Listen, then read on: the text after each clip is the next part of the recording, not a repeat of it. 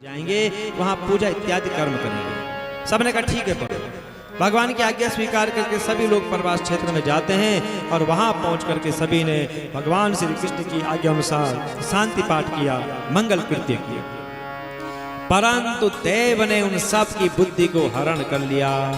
इन्होंने क्या किया? युद्धवंशियों ने मेरे यक नामक एक मदिरा होती है, उस मदिरे का पान किया। जैसे ही मदिरा गई पेट में और पेट से जो है कि बुद्धि हो गई भ्रष्ट, आपस में झगड़ा करने लग गए, गाली दे रहे हैं।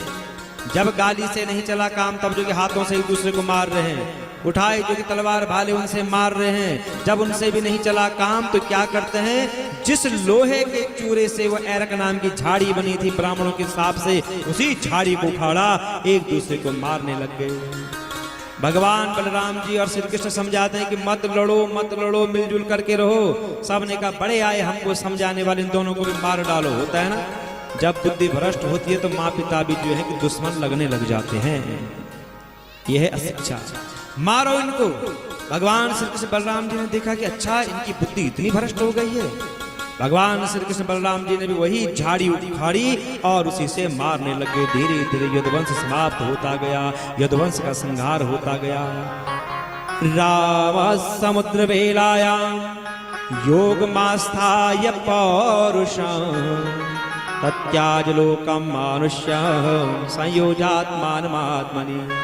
बलराम जी ने क्या किया? समुद्र के तट पर बैठ गए, एकाग्र चित्त से परमात्मा का चिंतन करते हुए अपने आत्मा को आत्म स्वरूप में ही स्थिर कर दिया और मनुष्य शरीर छोड़ करके और बलराम जी अपने धाम को चले गए। बोलो बलराम जी भगवान की जय। भगवान श्री कृष्ण ने देखा कि अरे दाऊ जी तो चले गए अपने परम पद को। तो भगवान श्री कृष्ण भी क्या करते हैं? प्रवास क्षेत्र से निकल पड़े और एक पीपल का जो वृक्ष है उसके नीचे जाकर के चुपचाप धरती में बैठ जाते हैं।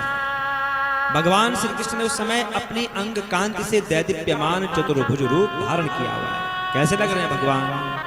श्री वक्षांकहं घनश्याम तप्तहाटक वर्चसं कौसेयाम्बर युग्मेन परिवीतम सुमंगलम। कैसे लग रहे हैं भगवान? वर्षाकालीन मेघ के समान सांवला शरीर है, सोने के समान ज्योति उस शरीर से निकल रही है। वक्षस्थल पर श्री वत्स का चिन्ह शोभायमान था। सुंदर पीतांबर धोती है, दुपट्टा है, बड़े ही मंगलमय रूप को धारण किए हुए हैं। और उस समय भगवान ने अपनी दाहिनी जांघ पर अपना बायां चरण रखा हुआ है। मानो कि कितनी गहन चिंता में पड़े होंगे भगवान। और यहाँ क्या हुआ? मुशलावशेषाय खंडकृते सुरलदुग्ध गोचरा मृगाश्यांकारं तच्चरणं विवाद्य मृगशंकया। जरा नाम का व्याघ्र मछली के पेट से क्या निकला था? लोहे का टुकड़ा जिसका बाण बनाया था। आज पता नहीं मन में क्या आया, जरा जंगल चले जाऊं, उसी बाण को लेकर के गया। जंगल में पहुंचा तो देखा कि चमकने की आवाज, सोचा कि मृग है, बड़ा प्रसन्न हुआ। बाण पर चढ़ाया, जो है कि धनुष पर चढ़ाया बाण, जोर से खींचा, बाण छूटता है, वह चमकने की आवाज बंद हो गई। बड़ा प्रसन्न हुआ कि बाण ठीक जगह लग गया। जैसे ही दौड़ दौड़ कर जाता है तो पागल हो गया, चिल्ला पड़ा, रो रहा है जरा नाम का व्याध। जब देखा कि बाण कहाँ लगा है? भगवान श्री कृष्ण चंद्र जी के पांव में लगा है, खून निकल रहा है। पागल हो गया व्याध। हे प्रभु, अनजान में हुआ है, पशु समझ करके मैंने बाण चलाया था, मैं पापी हूं, मैंने जीवन भर जो है कि पशुओं का वध किया है, आप मेरा वध कर डालिए, मुझे नरक भेज दीजिए। भगवान ने कहा इधर आ मेरे पास।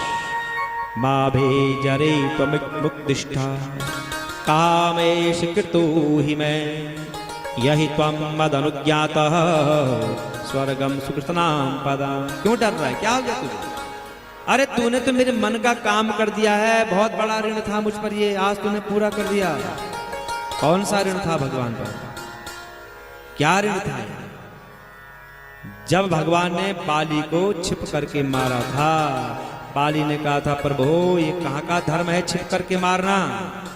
तो भगवान ने यही कहा था कि जो बहू पर, बेटी पर, बहन पर को दृष्टि रखता है उसका वध ही कल्याणकारी होता है। ठीक है, हमने तुमको छिप करके मारा है, तुम भी हमको छिप करके मारना। तो वही बाली व्याध बन करके आया। भगवान ने कहा जा, मैं तुझे स्वर्ग देता हूं, जो स्वर्ग पुण्यवानों को दिया जाता है। भगवान की आज्ञा से जरा नाम के व्याध